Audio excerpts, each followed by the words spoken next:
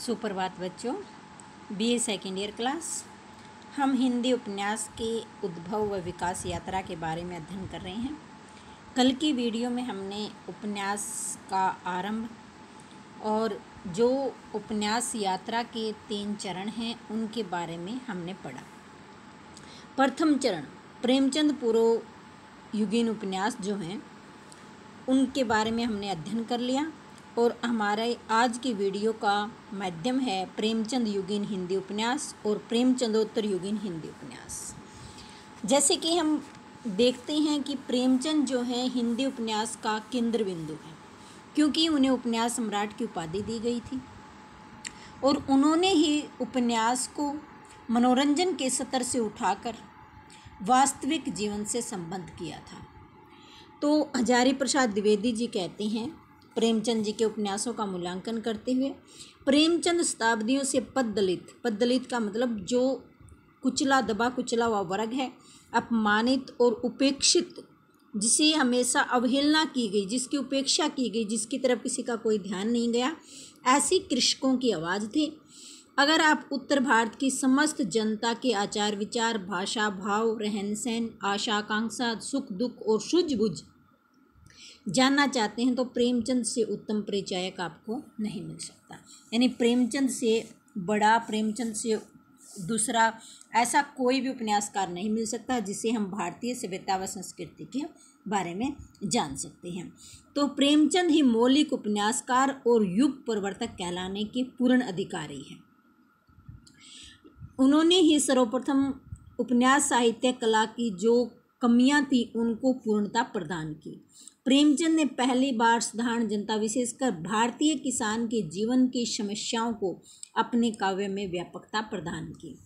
इस महान उपन्यासकार के प्रमुख उपन्यास हैं सेवा सदन, प्रेमाश्रम, निर्मला, रंगभूमि, कायाकल्प, गबन, कर्मभूमि, गोदान और मंगलसूत्र।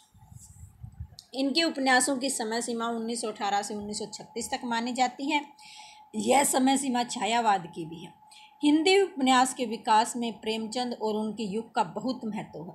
प्रेमचंद ने जो सेवा सदन उपन्यास लिखा 1918 में, प्रेमाश्रम 1921, रंगभूमि 1925, कायाकल्प 1926, निर्मला 1927, गबन 1931, कर्मभूमि 1932, गोदान 1936 और मंगलसूत्र जो है अधूरा रह गया था। आदि प्रेमचंद के प्रसिद्ध उपन्यास हैं। प्रेमचंद ने सीधी सरल भाषा में लिखा है। उनका मानना है कि उन्होंने आलोचकों के लिए ही नहीं बल्कि पाठकों के लिए भी लिखा है। प्रेमचंद ने अपने उपन्यासों के माध्यम से समस्याओं को जिनको उठाया है, जैसे कि इन्होंने सेवा सदन उपन्यास के माध्यम से जो समस्या उठाई है वो है दहेज प्रथा, कुलीनता का प्रश्न। यानी दहेज प्रथा हमारे समाज की एक बहुत बड़ी समस्या है, जिसके कारण ऐसमें ही स्त्रियों को बलि पर चढ़ जाना पड़ता है। यानी समय से पहले ही उनका बलिदान कर दिया जाता है। यह एक ऐसी बीमारी है। दहेज प्रथा, कुलीनता का प्रश्न, पत्नी का स्थान आदि। निर्मला उपन्यास में इन्होंने दहेज प्रथा और अनमेल विवाह की समस्या को उठाया है। गोदान उपन्यास इनका सर्वश्रेष्ठ उपन्यास कहा जाता है। ग्रामीण जीवन का एक ऐसा यथार्थ चित्रण इन्होंने किया है इस उपन्यास में जो सर्वत्र उपलब्ध नहीं होता। यानी हर जगह दुर्लभ है। इन्होंने ऐसा चित्रण अपने उपन्यास के माध्यम से किया है। ऐसा यथार्थ एवं प्रमाणिक चित्रण इस उपन्यास में हुआ है जिसकी हर जगह प्रशंसा हुई है। समाज में व्याप्त छुआछात, सांप्रदायिकता की समस्या को इन्होंने अपने उपन्यासों के माध्यम से उठाया है। इनके उपन्यासों में इन्होंने राजनीतिक समस्याओं का भी चित्रण किया है। राजनीतिक समस्याओं में इन्होंने रंगभूमि उपन्यास के माध्यम से शासक वर्ग के अत्याचारों का चित्रण किया है। कर्मभूमि उपन्यास इनका स्वतंत्रता संग्राम से संबंधित उपन्यास है। गबन उपन्यास में इन्होंने स्त्रियों के आभूषण प्रेम के दुष्परिणामों के बारे में बताया है। कायाकल्प उपन्यास पुनर्जन्म से संबंधित है। प्रेमचंद के उपन्यासों की एक प्रमुख विशेषता है आदर्श उन्मुखी यथार्थवाद, यानी आदर्श से जुड़ा हुआ और साथ में जो है यथार्थ वास्तविकता का चित्रण, जिसके कारण वे पाठकों के अति लोकप्रिय हुए। भाषा प्रयोग में वे अपने समकालीन सभी उपन्यासकारों से श्रेष्ठ हैं और इस दृष्टि से वे एक मानदंड बन गए हैं। अपने इन्हीं विशेषताओं के कारण वे हिंदी उपन्यास में एक नए युग का सूत्रपात करने में सफल हुए। प्रेमचंद के समकालीन उपन्यासकारों में प्रमुख हैं जयशंकर प्रसाद, विशंबरनाथ शर्मा कौशिक, श्रीनाथ सिंह, शिवपूजन साहे, भगवती प्रसाद वाजपेयी, चंडी प्रसाद, हृदयेश, राधिका, रमण प्रसाद, सियाराम शरण गुप्त आदि प्रमुख हैं। जीपी श्रीवास्तव प्रसाद जी जो हैं वो भी एक बहुमुखी प्रतिभा के धनी थे। जयशंकर प्रसाद भी बहुमुखी प्रतिभा के धनी थे। उन्होंने काव्य, नाटक आदि क्षेत्रों में सफलता प्राप्त करने के साथ साथ उपन्यासों के लेखन में भी ख्याति अर्जित की, प्रसिद्धि प्राप्त की। उन्होंने कंकाल, तितली नामक 2 उपन्यासों की रचना की। इरावती नामक इनका एक अधूरा उपन्यास है जिसे अकाल मृत्यु के कारण ये पूरा नहीं कर पाए। विशंबरनाथ शर्मा कौशिक, इन्होंने 2 उपन्यास लिखे। विशंबरनाथ शर्मा कौशिक ने 2 उपन्यास लिखे जिसमें है भिखारिणी और माँ। भिखारिणी उपन्यास में इन्होंने अंतर्जातीय विवाह की समस्या का आधार बनाया है और माँ उपन्यास में इन्होंने मध्यवर्गीय परिवार का चित्रण करते हुए वैशाल्यों के वातावरण का वर्णन किया है। प्रेमचंद कालीन उपन्यासकारों में आचार्य चतुरसेन शास्त्री भी एक प्रतिभा संपन्न उपन्यासकार थे। उन्होंने इतिहास पुराण से हमारे ऐतिहासिक पात्रों को लेते हुए, पुराणों से विषय वस्तुओं को उठाते हुए, इतिहास पुराणों से कथानकों का चयन करके अत्यंत प्रभावशाली ढंग से काल्पनिक पात्रों के द्वारा सामाजिक समस्याओं को व्यक्त करने का प्रयास किया है। आचार्य चतुरसेन शास्त्री के उपन्यास हैं वैशाली की नगरवधू, वयम रक्षामय, सोमनाथ, आलमगीर, सोना और खून, रक्त की प्यास, आत्मदाह, अमर अभिलाषा, मंदिर की नर्तकी आदि। एक अन्य उपन्यासकार हैं जो पांडे वेचन शर्मा उगर, ये भी प्रेमचंद युगीन उपन्यासकार हैं। इनके उपन्यासों में सामाजिक बुराइयों का पर्दाफाश किया गया है। पांडे वेचन शर्मा उगर के उपन्यासों में सामाजिक जो बुराइयां हैं, सामाजिक बुराइयों का पर्दाफाश किया है। इनके उपन्यासों में जो है इन्होंने समाज से प्रभावित होकर अपने समाज की जो दुष्प्रवृत्तियां हैं उनका चित्रण किया है। समाज का यथार्थ एवं नग्न तस्वीर उनके उपन्यासों में देखने को मिलती है। वे हिंदी के प्रथम विवादास्पद उपन्यासकार हैं। इनके उपन्यास विवाद का विषय रहे हैं क्योंकि उनके उपन्यासों में समाज के उस वर्ग का चित्रण है जो पतित वर्ग है, जैसे कि वेश्या वर्ग। यानी पांडे वेचन शर्मा उगर के जो उपन्यास है मूल रूप से किसके ऊपर लिखे गए हैं? वेश्याओं पर। उनकी सपाट बयानें बिना किसी लाग लपेट के 2 टूक जवाब देने वाले अधकचरे नवयुवकों की रुचि को विकृत करने के दोष से बच नहीं पाई। उगर जी के प्रसिद्ध उपन्यास हैं चंद हसीनों के खतूत, दिल्ली का दलाल, बुधवा की बेटी, शराबी, सरकार तुम्हारी आंखों में, जीजाजी, फागुन के दिन। ऋषभचरण जैन उगर जी की परंपरा को ही विकसित करने वाले एक उपन्यासकार कहे जा सकते हैं। उनके उपन्यासों की विषय वस्तु उगर जी की भांति ही व्याभिचार, वैशाल्य, मदिराल्य, रोमांस तक सीमित है। उनके प्रमुख उपन्यास हैं ऋषभचरण जैन जी के प्रमुख उपन्यास हैं दिल्ली का व्यभिचार, दुराचार के अड्डे, वेश्यापुत्र, चंपाकली, मास्टर साहब, मैं खाना, चांदनी रात और कतरा। ये इनके प्रमुख उपन्यास हैं। प्रेमचंद युगीन उपन्यासकारों में शिवपूजन साहे का भी एक नाम है जिसने देहाती दुनिया नामक एक प्रसिद्ध उपन्यास लिखा। आदर्शवाद शैली में मनुष्य की सद्वृत्तियों का वर्णन करते हुए उपन्यास लिखे गए। प्रेमचंद की तरह ही राधिका रमण प्रसाद जी ने और सियाराम शरण गुप्त ने भी गांधीवादी दर्शन से प्रभावित होकर अनेक उपन्यासों की रचना की। एक ऐतिहासिक उपन्यासकार के रूप में प्रसिद्ध हैं जो हैं वृंदावन लाल वर्मा। अब हम इस युग के तीसरे चरण के बारे में पढ़ते हैं, प्रेमचंदोत्तर हिंदी उपन्यास। प्रेमचंद युग में 2 पीढ़ियां उपन्यास लेखन में सक्रिय रही। जैसे कि हम देखते हैं प्रेमचंदोत्तर जो युग है उसमें 2 पीढ़ियां उपन्यास लेखन में सक्रिय रही है। एक पीढ़ी उन उपन्यासकारों की है जिनका मानस संस्कार प्रेमचंद युग में बना, लेकिन उन्होंने बाद में अपनी नई राह बना ली, यानी दूसरे तरीके पे दूसरी दिशा में निकल पड़े। दूसरी पीढ़ी उन उपन्यासकारों की है जो स्वतंत्रता प्राप्ति के बाद इस क्षेत्र में आए। उन उपन्यासकारों ने उपन्यास लेखन में नई संभावनाओं की ओर संकेत किया, नई विषय वस्तुओं को उन्होंने उठाया। रामचंद्र तिवारी का मानना है कि पिछले कुछ वर्षों में उपन्यास लेखकों की एक तीसरी पीढ़ी भी तैयार हो गई। ये पीढ़ियां मूल्य और मान्यता के स्तर पर एक दूसरे से जुड़ी हुई है। अब हम इस समय के उपन्यासों के वर्गीकरण की बात करते हैं। तो वर्गीकरण में हम जो प्रेमचंद के बाद प्रेमचंदोत्तर युगीन हिंदी उपन्यास हैं वो एक निश्चित दिशा की ओर अग्रसर नहीं हुए, बल्कि विविध धाराएं अनेक विषयों को लेकर उनकी दिशाएं बनी। विषय की दृष्टि से यदि हम प्रेमचंदोत्तर उपन्यासों का वर्गीकरण करें तो निम्नलिखित होंगे, आप इसे नोट कर लें। तो सबसे पहले मनोविश्लेषणवादी उपन्यास, साम्यवादी उपन्यास, ऐतिहासिक उपन्यास, आंचलिक उपन्यास और प्रयोगवादी उपन्यास, ये सब रहे हैं विषय की दृष्टि से उपन्यासों का मूल्यांकन। मनोविश्लेषणवादी, साम्यवादी, ऐतिहासिक, आंचलिक और प्रयोगवादी उपन्यास। यदि हम कालक्रम की दृष्टि से प्रेमचंदोत्तर युगीन उपन्यासों का वर्गीकरण करें तो इसे 3 कालखंडों में बांटा जा सकता है।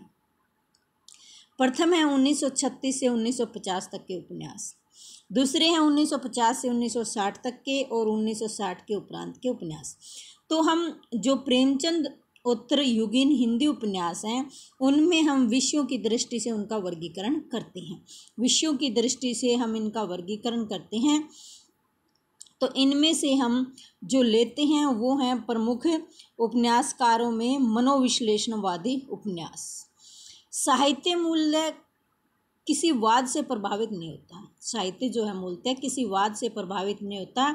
साहित्यकार भले ही होता हो, साहित्य अपनी युगीन स्थितियों की उपज होता है, अपने युग की स्थितियों का वर्णन करने वाला होता है।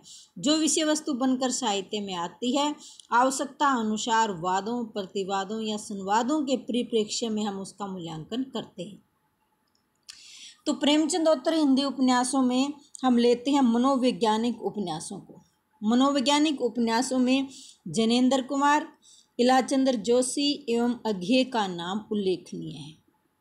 मनोवैज्ञानिक उपन्यासकारों में हैं जैनेन्द्र कुमार, इलाचंद्र जोशी एवं अघे। जैनेन्द्र ने परख, सुनीता और त्यागपत्र के द्वारा हिंदी उपन्यासों को एक नई दिशा दी। उनके कुछ अन्य उपन्यास हैं कल्याणी, सुखदा, विवर्त और व्यतीत।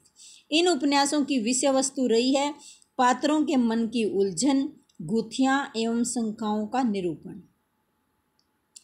दूसरे उपन्यासकार हैं इलाचंद्र जोशी। इसी परंपरा के दूसरे उपन्यासकार हैं इलाचंद्र जोशी।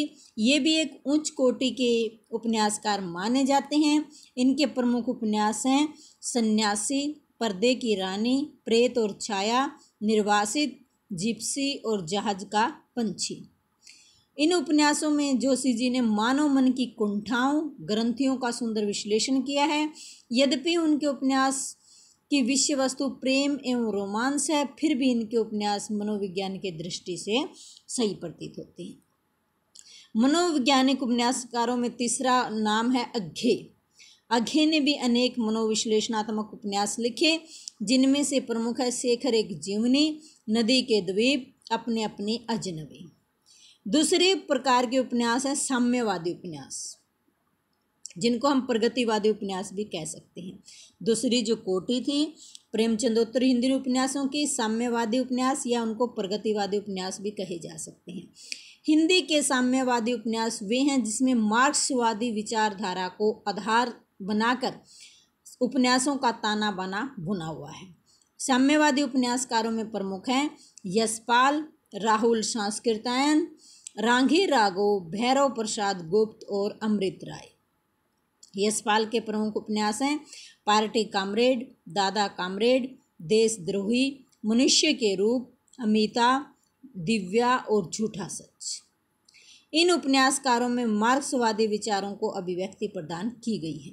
झूठा सच जो यशपाल का उपन्यास है, इसमें देश विभाजन की त्रासदी पर आधारित एक ऐसा उपन्यास है जिसमें तत्कालीन समाज राजनीतिक परिस्थितियों का सफलतापूर्ण चित्रण किया गया है।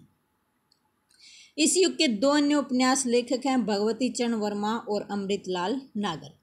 भगवती चरण वर्मा के उपन्यास हैं जो हैं वे हैं चित्रलेखा, भूले बिसरे चित्र, टेढ़े मेढ़े रास्ते, सामर्थ्य और सीमा, सभी नचावत, राम गोसाई।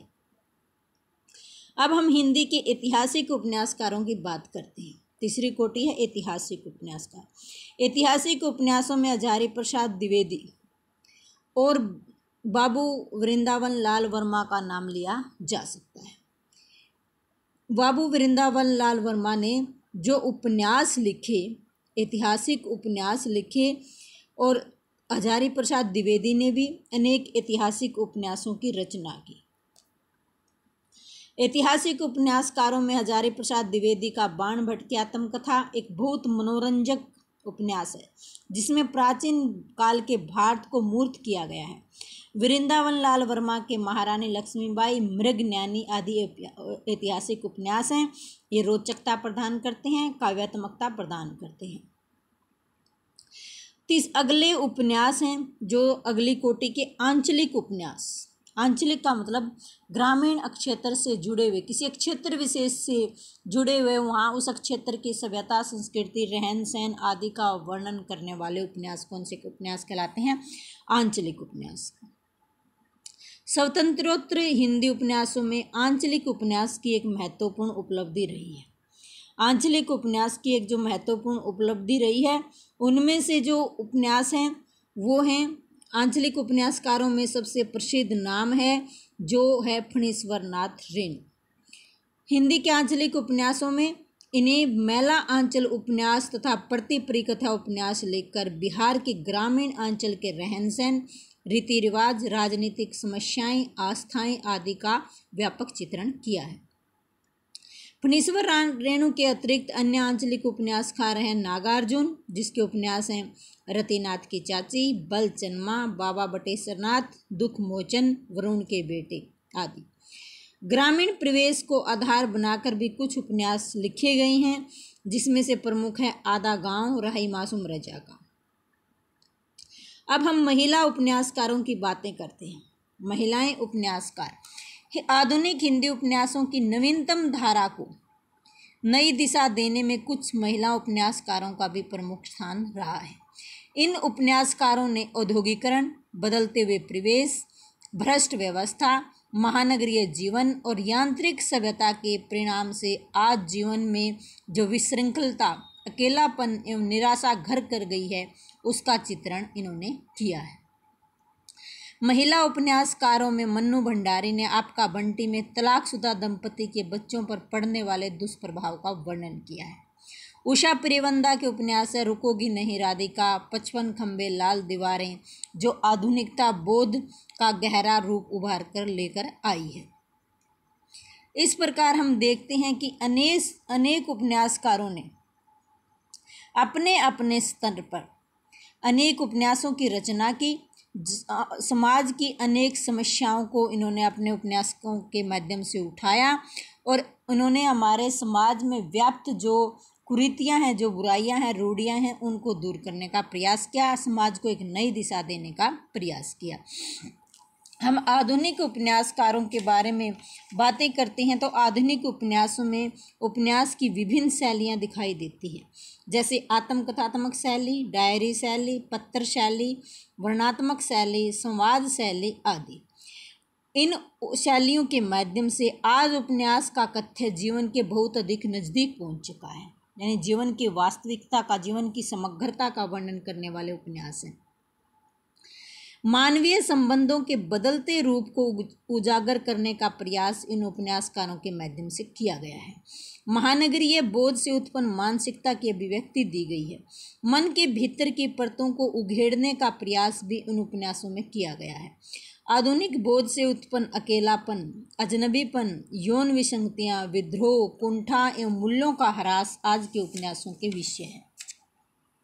आज नए विषय तलाशने का प्रयास किया जा रहा है। नैतिकता के प्राचीन मानदंडों की अवहेलना हो रही है और आज अनेक ऐसी कुरीतियाँ, आज ऐसी समस्याएं हमारे समक्ष है कि जिन विभिन्न विषयों पर उपन्यास लिखने की जरूरत जो है बढ़ती जा रही है।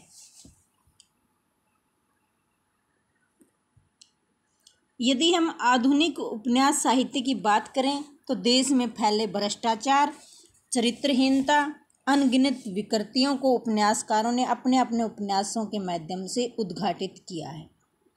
जैसे अमृतलाल नागर ने अमृत और विष, बिखरे तीन के उपन्यासों में देश के प्रति जो हमारी कर्तव्य है, हमारा उत्तरदायित्व है, उसका चित्रण किया है। आज का ये उपन्यास जो स्वतंत्रता प्राप्ति के बाद अनेक उपन्यासों की रचना हुई है, जिसमें आधुनिक युगबोध को आधार बनाया गया है और इस युगबोध को आधार बनाकर समाज में व्याप्त कुरीतियों को दूर करने का प्रयास किया गया है।